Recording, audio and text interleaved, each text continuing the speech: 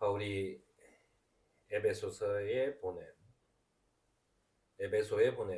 이 편지는 우리 주 예수 그리스도의 하나님을 찬양합시다. 하나님께서는 그리스도 안에서 하늘의 온갖 신령한 복을 우리에게 주셨습니다. 라고 하는 찬양사로 시작합니다. 바울은 하나님은 하나님의 기뻐하시는 뜻에 따라서 예수 그리스도를 통해 우리를 하나님의 자녀로 삼으시기로 예정하신 것이라고 얘기를 하면서 그리스도의 구속하심을 위해 우리를 선택하셔서 하나님의 자녀로 삼으셨기에 하나님께서는 찬양을 받으실 분이라는 것을 밝히는 겁니다. 하나님께서 우리를 택하신 것은 모든 것을 자기 원하시는 뜻대로 행하시는 분의 계획에 따라 미리 정해진 것이다 라고 하는 선언이 바로 이 에베소서에 나타나고 있습니다. 하나님이 우리에게 주신 평화는 뭐냐라고 하는 이야기를 이 바울은 해요. 그것은 뭐냐면 그리스도께서는 유대 사람과 이방 사람이 양쪽으로 갈라져 있는 것을 하나로 만드신 분이라는 거예요. 이들을 자기 안에서 하나의 새 사람으로 만들어서 평화를 이루시고 원수된 것을 십자가로 소멸하시고 이들을 한 몸으로 만드셔서 하느님과 화해시키는 분이라고 얘기한다는 거예요. 그러니까 바울이 생각할 때 그리스도가 주시는 진정한 평화 또는 우리가 전 세계 속에서 우리가 살면서 누릴 수 있는 가장 완벽한 평화는 둘이 하나가 되는 거예요.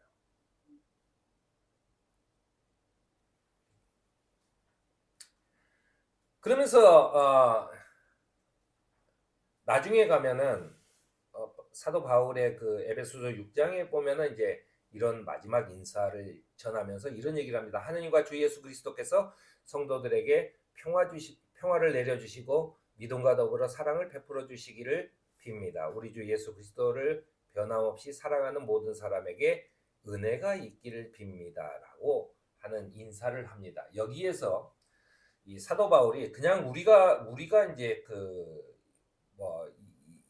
이스라엘이나 이쪽 문화권이 아니기 때문에 우리가 이제 듣기에는 그냥 보편적인 인사라고 생각이 되어지지만 사도 바울은 마지막 인사에서도 그 평화와 은혜라고 하는 단어를 굳이 써요.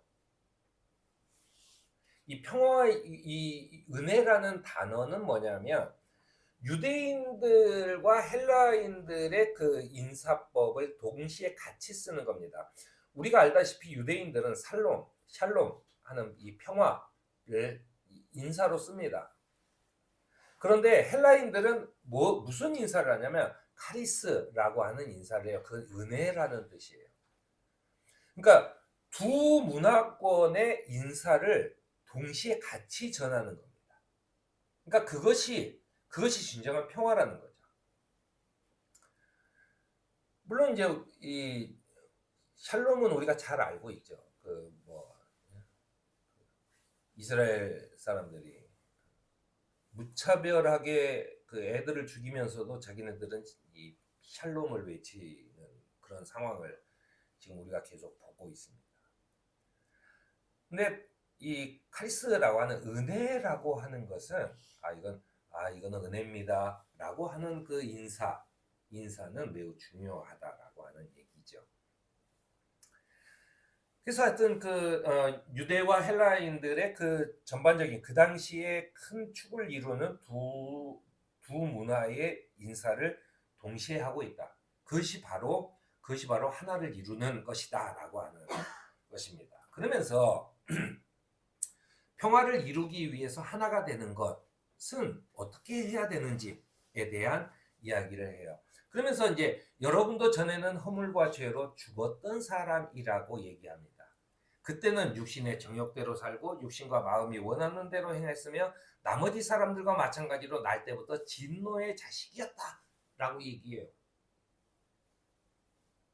남의 거를 뺏고 내가 기분 나쁘면 안 하고 욕하고 이렇게 사는 것이 그게 사람들의 본능적인 삶이에요. 그것이 그 진노의 자식들이라고 얘기를 합니다. 그런데 그리스도로 말미암아 이제는 서로에게 순종하라고 얘기합니다. 사도 바울의 이야기는 서로 순종하라고 얘기해요. 그러면서 상당히 많은 그래서 인용하는 그런 얘기가 에베소서에 나오죠. 아내는 남편에게 순종해야 된다라고 하는 거죠. 또 남편은 아내를 사랑해야 된다라고 하는. 또 우리가 많이 듣는 부모를 공경하라라고 하는 이 구절과 자녀를 노엽게 하지 말라라고 하는 이 구절을 양쪽으로 배치해요. 물론 그 당시의 상황으로는 굉장히 아마 그 사람들이 느끼는 그런 충격이라는 건 굉장히 컸을 거예요. 왜냐하면은 대부분 다 자식이든 부인이든 다 자기의 소유물로 생각했던 때니까 아마 그럴 겁니다. 그런데 그렇게 하지 말라라고 하는 겁니다. 순종하는 것은 그렇게 하지 말아라. 그러면서 뭐냐면 사람을 기쁘게 하는 자처럼 눈가림으로 하지 말고 그리스도의 종답게 진심으로 하나님의 뜻을 실천하는 것이라고 얘기합니다. 그러니까 이게 교회 나와서 바울이 혹시 볼까봐 그냥 순종하는 척 하지 말고 진심으로 하라는 얘기예요. 진심으로 하는. 주님께 하듯이 기쁜 마음으로 섬기는 것이어야 한다는 겁니다. 서로에게 순종하는 법은 여러분은 그리스도를 두려워하는 마음으로 서로 순종하라는 거예요. 그리스도 안에서 그리스도를 두려워하는 마음으로 순종하라는 거예요. 그리스도를 두려워하는 마음으로 순종하라는 것은 내가 본능적으로 생각하면 내가 누리고 있는 거를 놓기가 쉽지 않는 거죠. 누구나 마찬가지죠. 누구나 내가 가진 것을 놓치고 싶지 않은 거예요. 내가 가진 빵을 나눠 먹고 싶지 않은 거죠. 남의 빵도 원래 내 빵이었다고 덤비는 판국인데 내 빵을 쉽게 놔둘 수 있겠어요? 그런데 그것을 그리스도를 두려워하는 마음으로 순종하라는 거예요. 그리스도를 두려워하는 마음. 우리의 믿음은 자신의 스스로 의지로 된 것이 아니에요. 이게 그래서 중요합니다. 내가 예수님을 믿어야지 라고 하는 내 결단으로 믿는 거라면 주님께서 네 빵을 좀 나눠봐 했을 때 우리는 보통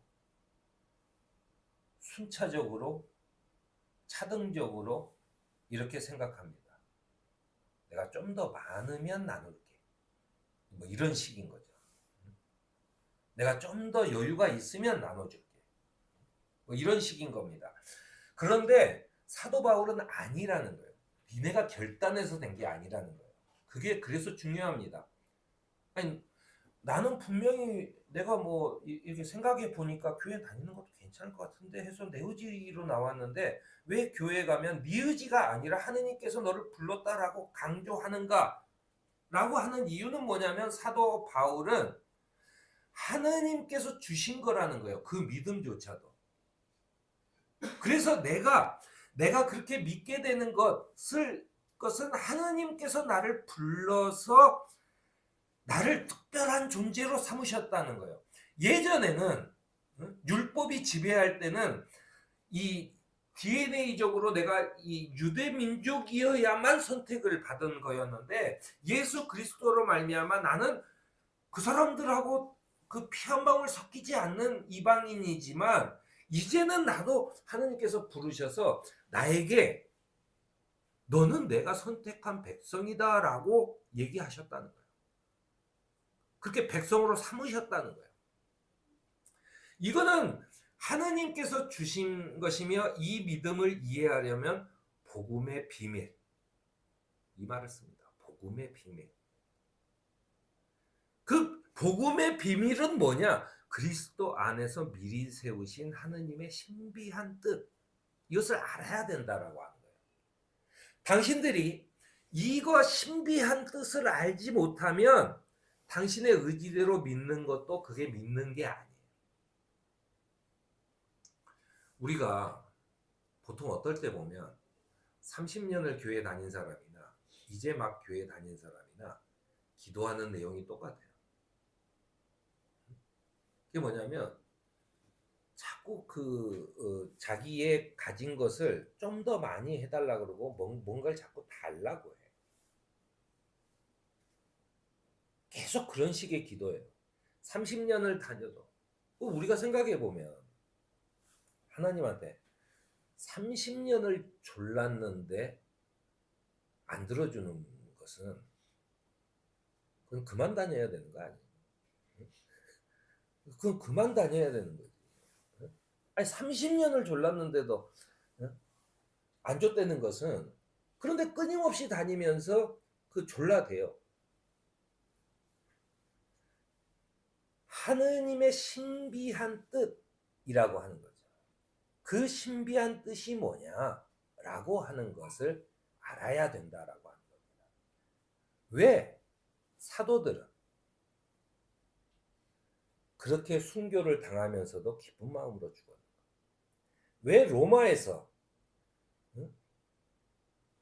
자기 받은 임금으로는 3일에 한 번 꼴로밖에 밥을 못 먹어요. 그 당시 무슨 노동법이 있겠어요? 뭐가 있었겠어요? 거의 노예 취급이죠. 그런데 교회를 가면 저녁마다 밥을 줘요. 그러니까 교회를 다니는 거예요. 그런데 그렇게 밥이나 얻어 먹으려고 다녔던 그 사람들이 로마의 압제 밑에서 아주 처참하게 죽어갈 때 그들은 왜 찬송을 부르면서 기쁜 마음으로 죽음에 임했는가? 라고 하는 거죠. 특히나 그 당시에는 사람 취급도 안 했던 여자들이 기쁜 마음으로 찬송을 부르면서 그 죽음에 임했던 모습을 보고 다른 사람들이 질려버리는 겁니다. 쟤는 도대체 뭔데? 저렇게 하찮은 여자까지도 저렇게 당당하게 모두 앞에서 당당하게 죽음을 맞이하는가? 그들은 죽인 사람이지만 죽은 사람에게 압도당할 수밖에 없었다는 거예요. 그래서 로마가 공식 그 기독교를 국가적으로 인정하는 때까지 그리스도교가 계속 성할 수밖에 없어요. 그렇게 죽이는데도. 도대체 왜 그럴까? 그 사람들이 나 모르게 집을 한 채씩 받았나? 아니면 나도 모르게 무슨 금괴라도 받았나? 아니죠. 사도 바울은 그 하느님의 신비한 뜻을 알게 됐다는 거예요. 그 신비한 뜻을 알게 되면 그깟게 아무것도 아니다. 그러면 이거 재산을 다 포기하고 내가 가난하게 그냥 찌들고 이렇게 살아야 되는 건가? 아니죠. 사도 바울의 얘기는 이런 겁니다. 왜? 예전에 보사님들이 늘 하던 그 예화, 위험한 무기를 들고 있는 애는 몰라요. 칼을 들고 막 휘둘려. 그랬을 때 야단을 치는 게 아니라 사탕 줄게 해가지고 더 좋은 걸 주면 칼을 버리고 사탕을 받게 된다는 거예요. 그 말은 무슨 말이냐면 나는 너한테 자꾸 뭐 있는 걸 포기해라 하는 것 같지만 하느님의 신비한 뜻은 내가 진짜로 더 큰 게 뭔지가 보이게 되는 거예요. 이거보다 훨씬 누구나 사람은 더 큰 걸 가지려고 하죠. 더 좋은 걸 가지려고 하고 그 좋은 게 뭔지가 보인다는 거예요. 그래서 사도 바울은 이렇게 얘기합니다. 마음의 눈을 밝혀주셔서 하느님의 부르심에 속한 소망이 무엇이며 성도들에게 베푸시는 하느님의 영광스러운 상속, 하느님께서 나한테 주실 그 상속분이 얼마나 풍성한지 여러분들이 알게 되기를 바랍니다 라고 하는 거예요. 그건 누가 알려줄 수 없어요. 본인이 그 신비한 비밀을 풀어야 돼요. 그거죠. 내가 볼 수 있게 해달라는, 마음의 눈을 밝혀주십시오 라고 하는 기도를 해야 된다고. 우리가 하느님께서 그리스도를 통해 주셨던 그 비밀을 알고 살아가는 것을 사도 바울은 부르심에 합당하게 사는 것이다 라고 얘기해요. 부르심에 합당하게 사는 것. 하느님께서 나를 불렀으면 나한테 무언가 맡기실 게 있는 거죠. 그 무언가를 맡기든 아니면은 그 무언가를 시키든 어떤 것이든 내가 하느님으로부터 부름을 받아서 하느님 편에 섰으면 하느님이 시키는 어떤 일을 해야 되는데, 그것이 뭐냐면 하느님의 뜻에 합당하게 사는 것이다 라고 합니다. 그러면서 이제 사도 바울이 얘기한 것이 궁핍한 사람에게 나누어 줄 것이 있게 하라는 거예요. 그리고 덕을 세우는 것, 이런 것들을 하라는 거예요. 아직 하느님의 신비한 뜻을 몰라도 이런 것들은 좀 하라는 거예요. 서로 친절하게 대하며 불쌍히 여기며 하느님이 그리스도 안에서 여러분을 용서한 것 같이 서로를 용서하라는 것이 그 은혜를 아는 삶이다라고 얘기해요. 왜냐하면 이제 하나님의 신비한 뜻이라는 게 너희들은 아직 모르겠지만 그런 게 있어. 그걸 알면 그 다음에 찾아와 라고 해버리면 너무 황당하잖아요. 그러니까 이제 뭐 친절하게 대하는, 뭐 덕을 세우라, 불쌍히 여겨라, 뭐 용서해라 라고 하는 얘기죠. 제가 지금 이번 주에 디도서를 쓰고 있는데, 디도서에 보면은 빌레몬서에 보면은 용서에 관한 이야기가 아주 자세히 나옵니다. 아무튼 이 용서하라, 이게 은혜를 아는 삶이라는 거예요. 그러면서 이 하느님의 신비한 뜻, 이것을 말로 설명할 수는 없죠. 말로 설명할 수는 없는데, 결국은 말로 설명할 수 없는 것은 뭐냐면 말로 설명해봐야 그 말일 뿐인 거죠. 문제는 뭐냐면 본인이 그것을 믿게 돼야 됩니다.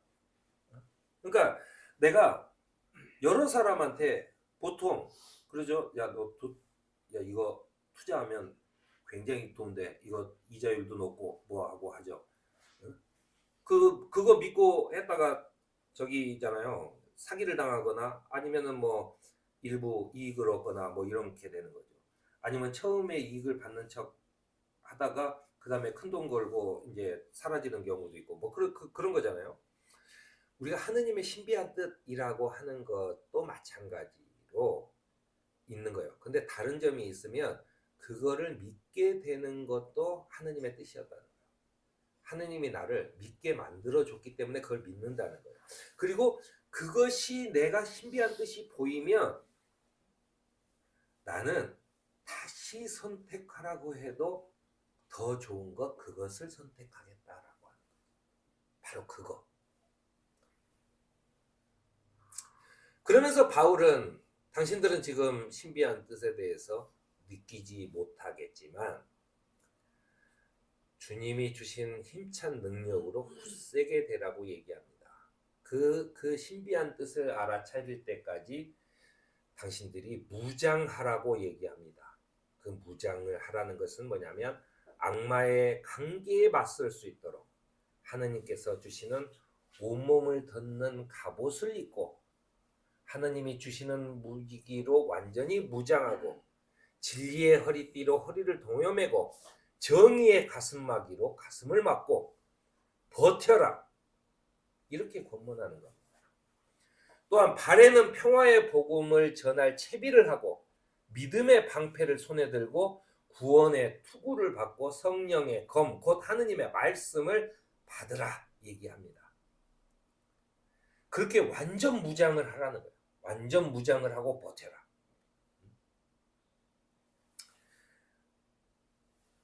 그리고 온갖 기도와 간구로 언제나 성령 안에서 기도하라 라고 하는데, 그 기도는 뭐냐면 하느님께서 말씀을 주셔서 담대하게 복음의 비밀을 알릴 수 있게 해달라고 기도하라는 거예요. 왜냐하면 내가 믿는 것도 내가 결단해서가 아니고 하느님께서 나를 불러주셨기 때문에 믿는 거예요. 그 하느님의 뜻이죠. 내가 하느님의 뜻을 아는 것도 하느님께서 내 눈을 밝혀줘야 아는 거예요. 내가 똘똘히 생각해서 알아지는 게 아니라는 얘기입니다. 그래서 뭐냐면 기도를 어떻게 내가 하느님의 뜻을 알게 해달라고 기도해야 된다. 내가 무언가를 당했을 때, 내가 무언가를 일이 생겼을 때 하느님의 뜻이 무엇인지를 알게 해달라고 기도해야 된다는 거예요.